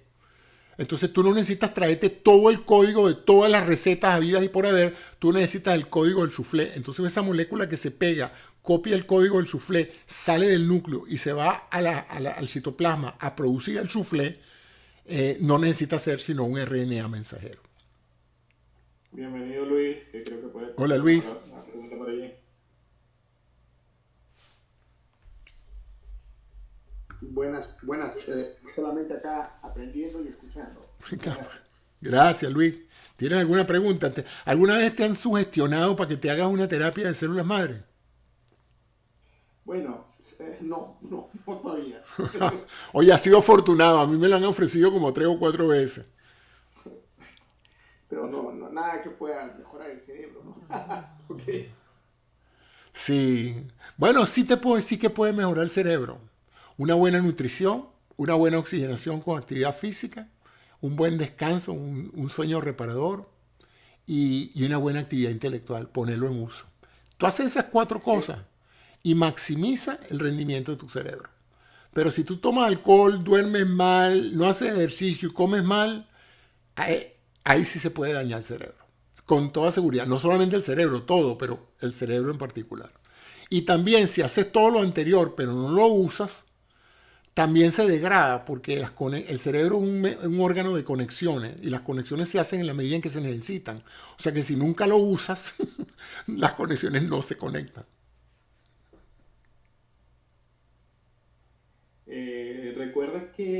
Recuerdo haber escuchado que en cuanto a las vacunas del COVID, unas utilizaban el RNA, que creo que era la de Pfizer. Sí, ¿Correcto? O sea, sí. Y la de Moderna también. Sí. y la diferencia de una y otra era que una enviaba el mensaje directamente al código genético, ¿es así? No, las dos eran las dos representaban una parte de la secuencia del virus. Esa secuencia del virus, ese soufflé del cual me estoy refiriendo, esa receta de ese soufflé, es el que producía la proteína S, que es la proteína que tiene el virus en su superficie de la corona para engancharse de las células del tracto respiratorio. Entonces, la teoría sobre la base de esas vacunas era, si nosotros reproducimos en el interior del músculo de un paciente vacunado el código genético que produzca esa proteína, ese código genético va a ser identificado por el sistema inmunológico que va a producir anticuerpos contra esa proteína S. Si eso es así, el paciente técnicamente está vacunado porque cuando le entre el virus con la proteína S, ya él va a tener anticuerpos para neutralizar cualquier agente infeccioso que venga con esa carta de presentación. Entonces, en cierta forma, en el pasado las vacunas se hacían matando el virus o atenuándolo, inyectándoselo al paciente para que el sistema inmunológico del paciente entendiera la naturaleza proteica del virus, de manera que cuando viniera un virus activo, vivo, los anticuerpos ya existieran y pudieran neutralizarlo. Pero eso significaba meterle a la persona o el virus muerto o el virus atenuado, pero el virus completo, pues. La revolución de las vacunas de RNA es que tú no necesitas a la gente meterle ningún virus. Tú solo necesitas meterle algo que le permita a su sistema inmunológico reconocer al virus. Y en este caso, en el caso solamente del SARS-CoV-2, se descubrió esta proteína que era la proteína de enganche. Si, la proteína de enganche es como la llave que abre la entrada de la célula. Si esa proteína era tan importante y había un anticuerpo que reconocía la proteína, pues el paciente tenía recursos para defenderse de la infección. Esa es la base de esas vacunas. Y ahora, como se desarrolló esa tecnología, ya se venía desarrollando, pero ahora se habla de vacunas contra el cáncer, porque así como el virus tiene su huella proteica que permite identificarlo, los cánceres también tienen una huella proteica. Si nosotros podemos establecer, por ejemplo, cuál es la huella proteica del cáncer de mama, nosotros podemos hacer una vacuna contra el cáncer de mama. ¿Cómo funcionaría esta vacuna? Bueno, imagínense que el cáncer de mama, en algún momento esas células cancerosas de mama producen la proteína M de mama. Lo acabo de inventar yo, la proteína M. Y entonces nosotros decimos, todos los cánceres de mama se pueden identificar porque ellos producen como producto de su actividad celular una proteína que se llama la M. Ok, perfecto. ¿Cuál es el código genético que produce esa proteína? ¿Cuál es la fórmula? ¿Cuál es el récipe de esa proteína? Es tal secuencia. Perfecto. Vamos a sintetizar un RNA que produzca esa proteína.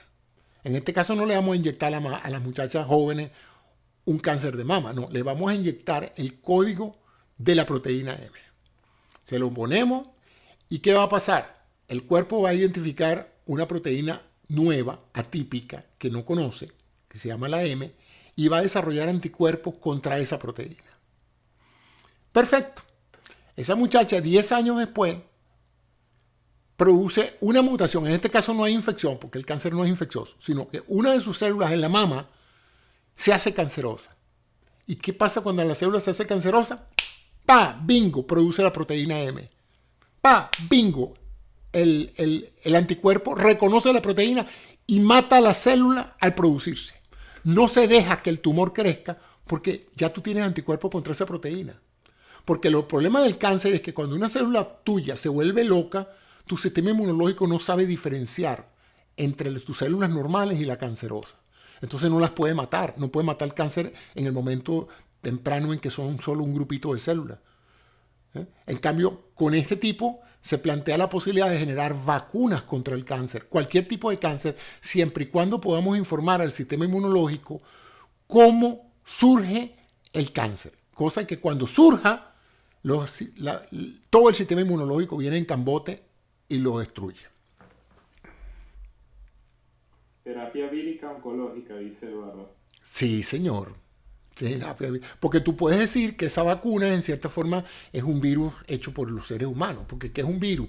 Un virus es una secuencia o de ADN o de ARN. Entonces, es un campo interesantísimo. Yo creo que todo el mundo dice que de aquí a 10 a 20 años, a la tasa de crecimiento y desarrollo de esta tecnología, vamos avanzando muchísimo.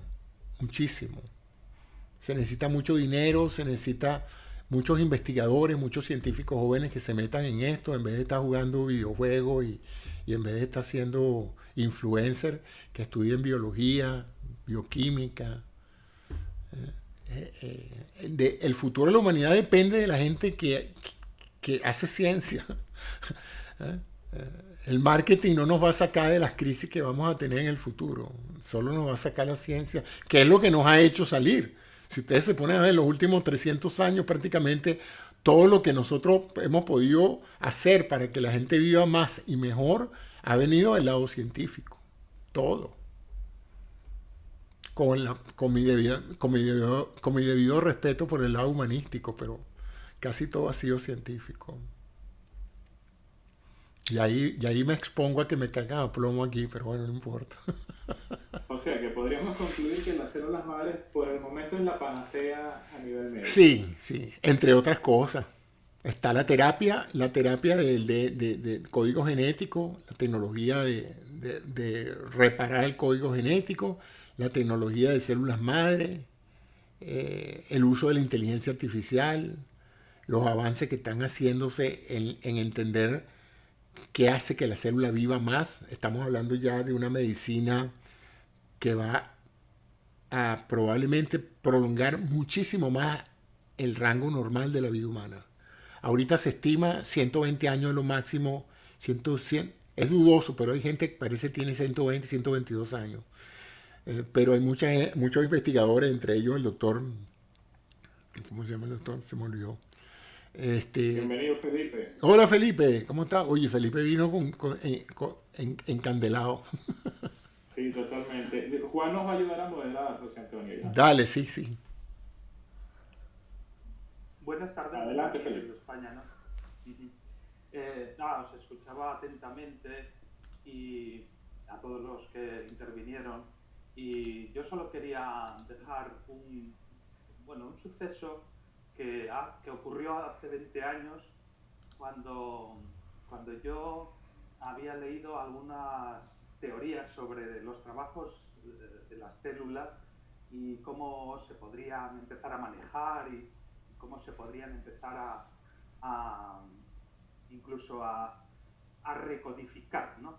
Yo lo llamaba recodificar. Yo soy de la tecnología de la electrónica y del mundo de las telecomunicaciones y todo esto, pero todos estos campos siempre me llaman muy poderosamente la atención porque es ese punto de la ciencia y de la investigación en el que hay que estar y la humanidad tiene que estar constantemente, ¿no? Hace 20 años nacía mi hijo, allá un 30 de marzo de hace 20 años, ¿no?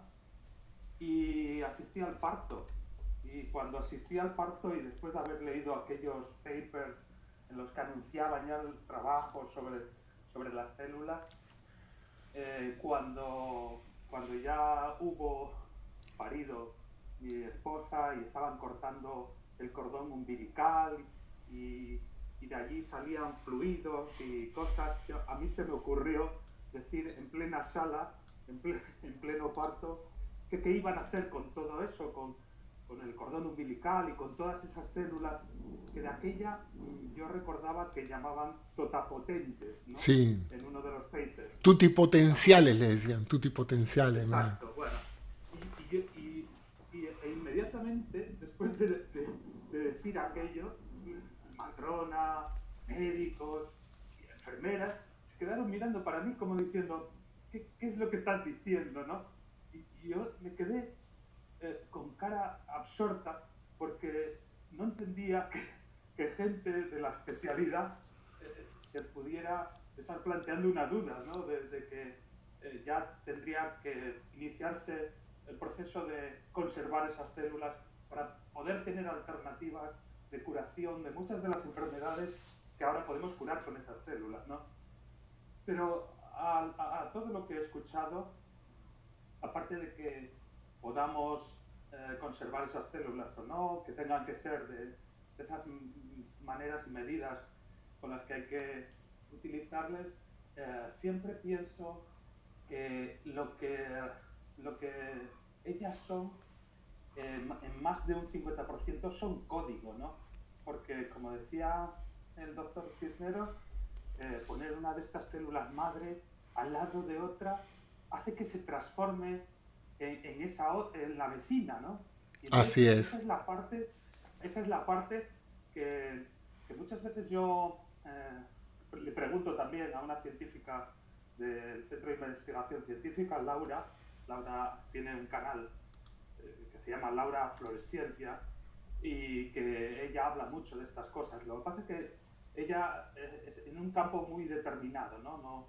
No un ámbito de la biología humana, sino en el ámbito de otro tipo de biología. Ella trabaja con levaduras y con cosas de esas, ¿no?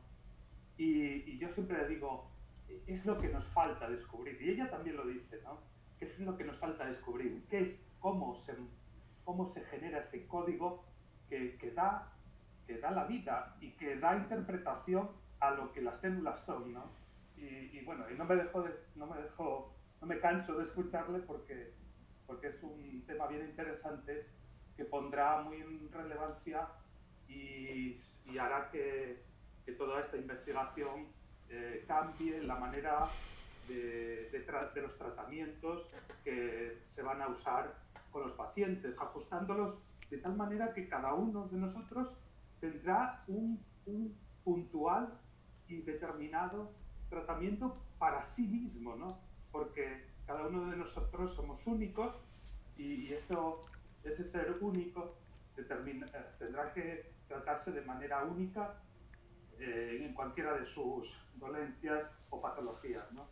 Así que ahí lo dejo. 20 años después sigo escuchando esto y me sigue admirando. Saludos, Felipe, gracias por tu intervención. José Antonio, me están preguntando acá en el back channel que si existe algún tratamiento acá en los Estados Unidos específico con células madres para la parálisis cerebral. Sí, sí existe.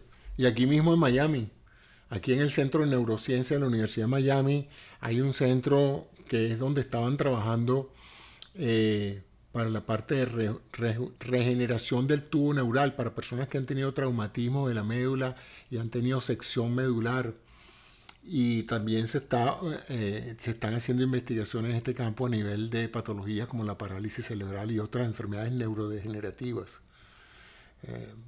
Pero, como les dije, eso todo es investigacional todavía, no es una cosa así donde una persona puede decir voy a ir para que me pongan este tratamiento.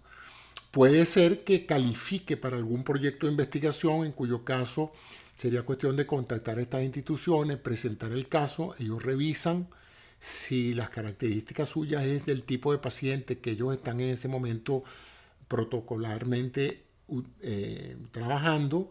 Entonces prácticamente incluso el tratamiento es gratis, o sea, ellos se encargan de todo, porque a ellos les interesa recolectar casos y darle seguimiento, ¿no? Pero desafortunadamente... Justamente esa es la segunda parte de la pregunta. En su percepción, ¿es recomendable entonces utilizar este tipo de de tratamientos y ese tipo de herramientas para acceder al tratamiento? Bueno, mira, ahí hay muchos criterios éticos, o sea, las leyes que gobiernan la investigación clínica y en este caso cosas experimentales requieren que el paciente no tenga ninguna otra opción, o sea, que no es una cosa decidida por el paciente.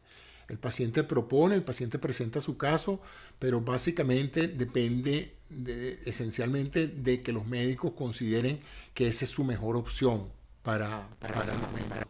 No es una cosa así como que yo voy, me ven y entonces me ponen en tratamiento. Porque todo eso está a nivel de investigación, y investigación es eso, que no todo el mundo califica para ese tipo de cosas, y como son herramientas, recursos que también tienen sus riesgos, hay que explicarle al paciente, mire, usted puede ser que esto le resuelva el problema, pero puede ser que esto lo mate también. ¿Entiendes? Entonces le explican eso y la gente pondera el riesgo-beneficio y dice, bueno, mira, si de todo modo me voy a morir en 3 meses y esto me da 3 meses más, o sea, me da 6 meses de vida, pues yo me transo y me someto al tratamiento. Y muchos grandes avances de la ciencia han venido de personas muy valientes que se prestaron para eso, ¿no? Yo recuerdo el caso del primer trasplante de corazón, nunca se había hecho. Y el primer paciente le dijeron, mire, si nosotros no le hacemos esta operación, usted está muerto la semana que viene. Entonces, usted tampoco le garantizamos 2 cosas, que no se muera en la operación y que no se muera después de la operación. O sea, las 3 cosas pueden pasar. Entonces usted decide, y el paciente que veía que si no hacía nada, de todo modo marchaba directamente a la muerte, dijo, no, que me trasplanten, yo contribuyo con la ciencia. Aquí está mi cuerpo, aquí me someto y listo. Y fue muy valiente. Oye, hay que ver lo que es el primer paciente de trasplante, ¿no? Y fue exitoso por varios meses, estuvo con vida. Y él mismo lo decía, pues, que ese regalo de haberle dado unos meses más y de haber pasado la historia como el primer paciente con trasplante de corazón por el doctor Bernard, significó para él la realización, fíjate qué interesante cómo lo tomó el paciente, la realización de que su vida había tenido sentido. Fíjate qué cosa tan bella, ¿no? Sí. El sentido de la vida. Dale, Juan nos va a ayudar ahora, José Antonio. Adelante, Juan. Entonces, Cisneros, tú dirías que estamos en ese periodo de aprender el abecedario para poder escribir en ese código. Esa es una pregunta. Y la otra, tengo aquí en el chat a Marcela preguntando si lo de las células madres tienen que ver con las inyecciones de placenta. Entonces no sé si o sea, estamos en ese periodo de aprendizaje de la tecnología y de los métodos que es el equivalente a aprender nuestro abecedario antes de empezar a hacer esas palabras. Sí, hay 2 cosas interesantes. Primero, grandes avances en el siglo XX. Aprendimos el abecedario, es decir, cuáles son las moléculas que contienen el ADN. Luego logramos decodificar todo el genoma humano, la secuencia exacta que fabrica un ser humano completo. Por supuesto, cada uno tiene un código diferente, pero más o menos ahí estaban las piezas fundamentales de eso. La tercera, ese es el abecedario. La tercera es el logro de 2 mujeres, premio Nobel de Medicina, no de hace 40 años, de hace 3 años, para darte tú una idea, que son las que inventaron CRISPR, que es la posibilidad de cortar una secuencia de ADN, de RNA, y empastarlo y colocarlo en otra parte, lo cual nos permite ahora editar el abecedario, porque antes tú tenías que verlo y adivinar qué significaba cada cosa. Ahora puedes verlo, ver qué significa cada cosa, y cuando encuentres una secuencia que ya tú conoces, la puedes sacar de ahí e insertar en otra parte, ¿no? Entonces eso abre unas posibilidades enormes, pero como te digo, eso es fresquito, eso no tiene ni 3, 4 años, ¿no? Tiene unas implicaciones éticas enormes, la misma premio Nobel, eso fue entre una francesa y una americana. La americana dijo que su peor pesadilla es que esto lo hubiera descubierto Hitler. Porque imagínense lo que hubiera hecho Hitler con una tecnología que le permite crear seres humanos perfectos y libres de enfermedades y de raza única. Hubiera sido temible, ¿no? Porque ese fue por mucho tiempo uno de los objetivos del nazismo, era la creación de una raza perfecta, de una raza superior. Y esto en teoría podría permitirnos ese recurso.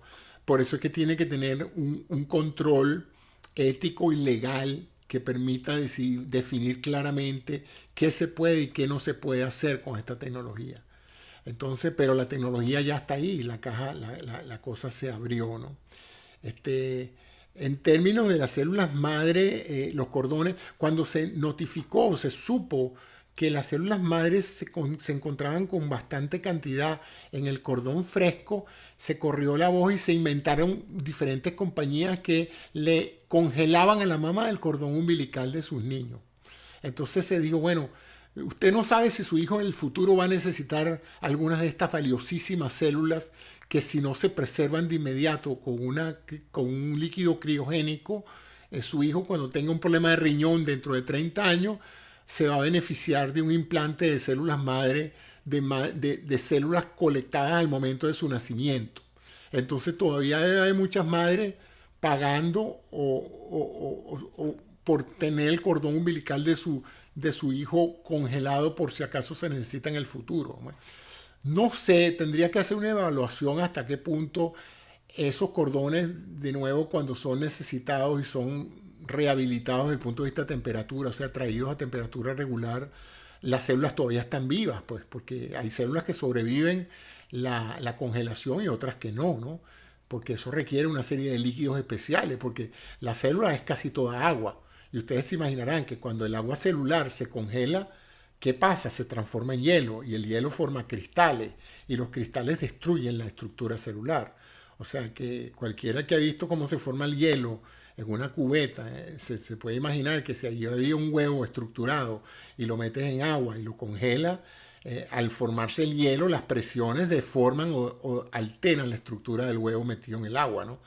Entonces igual puede pasar. Entonces eso no es así que tú puedes agarrar y congelar un tejido y volverlo a la vida. Hace un par de años hice un programa sobre eso y aparentemente sí se puede y hay una tecnología, pero no es algo así que cualquier laboratorio por ahí puede hacer. Pues. Pero todavía hay muchas mujeres que insisten en que les den, en que congelen y digamos, mantengan preservado el cordón umbilical de sus niños por si acaso en el futuro descubren alguna manera de hacer que esas células sean útiles, haber tenido la precaución de conservar el cordón. ¿Alguna otra, Germán? Entiendo, dice. Germán, tú tenías una pregunta, bienvenido. José Antonio, buenas tardes. Pues mira,